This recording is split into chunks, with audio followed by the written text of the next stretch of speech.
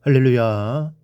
사랑하는 태강의 가족 여러분, 오늘 하루도 하나님의 말씀과 동행하는 삶이 되길 소망합니다. 오늘 함께 나눌 하나님의 말씀은 누가복음 22장 7절에서 13절 말씀입니다. 유월절 양을 잡을 무교절 날이 이른지라 예수께서 베드로와 요한을 보내시며 이르시되 가서 우리를 위하여 유월절을 준비하여 우리로 먹게 하라. 여짜오되 어디서 준비하기를 원하시나이까?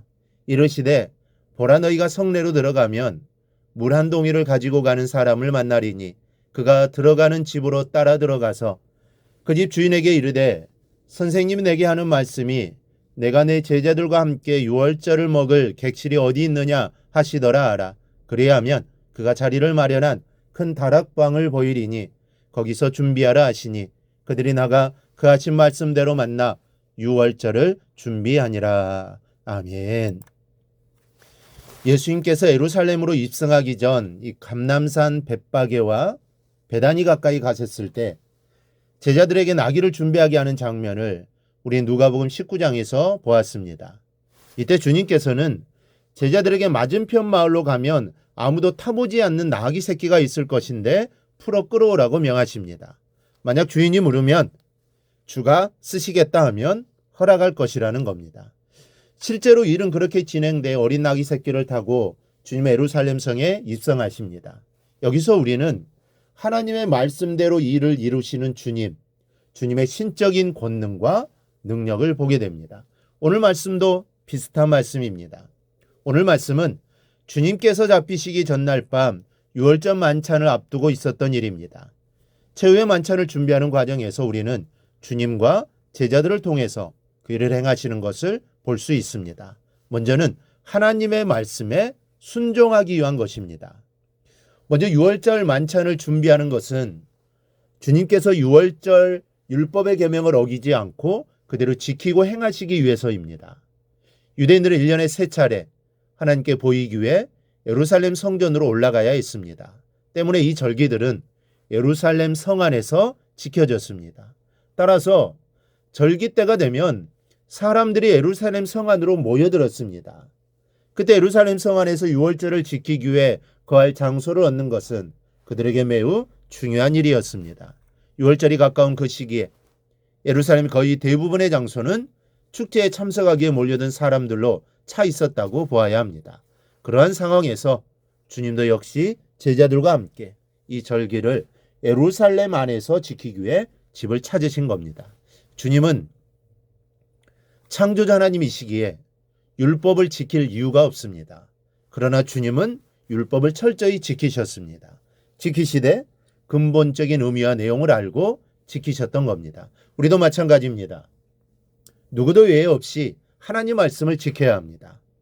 주님께서 율법을 폐하지 않고 지키셨기에 우리도 하나님 말씀을 온전히 지키는 삶을 살아가기를 바랍니다. 두 번째는 신적인 능력을 보이십니다.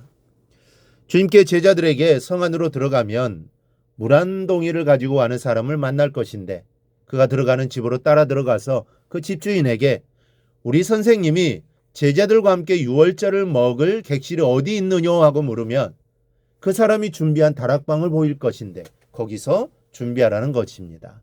이곳이 바로 마가의 다락방입니다. 여기서 우리는 주님의 신적인 전지성을 볼 수 있습니다. 주님은 당신의 일을 아십니다. 당신의 일을 하시는 것은 바로 하나님의 일을 아는 것이요. 하나님의 일을 아는 것은 곧 하나님의 능력을 가지셨기 때문입니다. 주님은 하시는 모든 일을 하나님의 뜻에 맞춰 그리고 그 때에 맞춰 움직이시고 일하십니다. 주님께서 이 땅에 오신 것도 하나님의 때에 오셨습니다. 이제 유월절을 앞두고 예루살렘으로 올라가시는 것도 그때가 됨으로 올라가신 겁니다. 그리고 그 전에 주님께서 하셔야 할 일과 전해야 할 말씀, 이 모든 것이 무엇인지를 아시고 그 일을 하나하나 해 나가시는 겁니다. 이것은 우리의 입장에서 보면 참으로 신비한 능력입니다. 그러나 주님은 당신의 일을 하시는 것일 뿐입니다. 기적은 하나님의 편에서 보면 평범한 일 그 자체일 뿐입니다. 그러나 약하고 부족한 우리의 입장에서 보면 놀라운 일들입니다. 이 놀라운 일들이 사실은 메시지이기도 합니다. 주님은 지금 제자들에게 이 일을 통해서 지금 하는 일은 곧 하나님께서 하시는 일이라는 메시지를 주시는 것입니다. 여러분, 우리 앞에 있는 일들이 평범하든 기이하든 그 하나하나 속에 메시지가 있음을 알고 보고 들으려고 한다면 우리는 하나님의 음성을 들을 수 있습니다. 그 메시지를 들을 때 우리는 순종하게 됩니다. 제자들도 주님의 말씀에 순종했을 때 주님의 일에 동참하게 되고 주님의 뜻을 이룰 수 있었습니다. 만약 우리가 듣지 못하고 단지 내 지식과 방법으로 하려고 한다면 우리는 중대한 것을 놓칠 수 있습니다. 그러기에 우리는 하나님 말씀에 순종하여 하나님의 뜻과 일을 이루는 여러분들이 꼭 될 수 있기를 바랍니다. 오늘 묵상한 말씀을 굳게 잡고 삶으로 실천하며 살아내는 대강의 모든 성도들이 되기를 축복합니다.